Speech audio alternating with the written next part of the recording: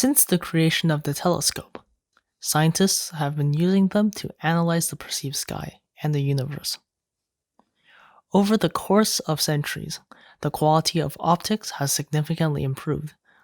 Recent telescopes capable of producing super-resolution images at very large scales.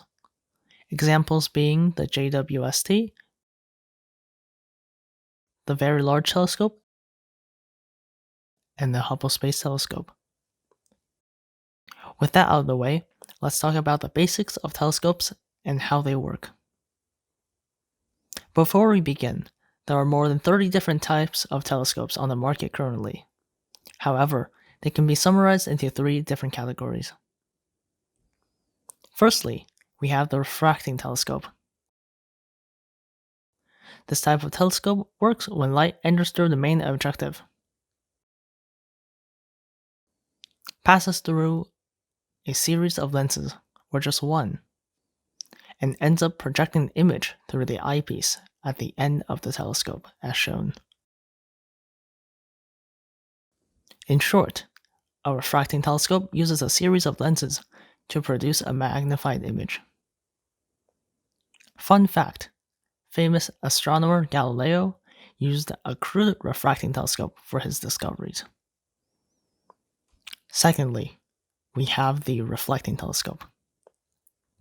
A reflecting telescope may sound familiar to a refracting telescope.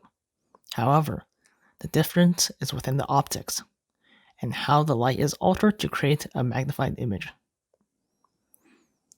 Instead of using a series of lenses to create a magnified image, a reflecting telescope quite literally reflects the light off a series of mirrors to create a magnified image. The oldest and quite common variant of the reflecting telescope is called the Newtonian telescope, usually consisting of only 2 mirrors and an eyepiece. The Newtonian telescope is perfect for first-time telescope users. At the heart of most reflecting telescopes is a parabolic primary mirror. The unique shape of the mirror allows for all the light gathered to be focused at a single point. The light gathered from the single point can then be seen by the naked eye after it has been focused using the eyepiece. Lastly, we have the catadioptric telescope, which is the result of combining both the reflecting and refracting telescopes.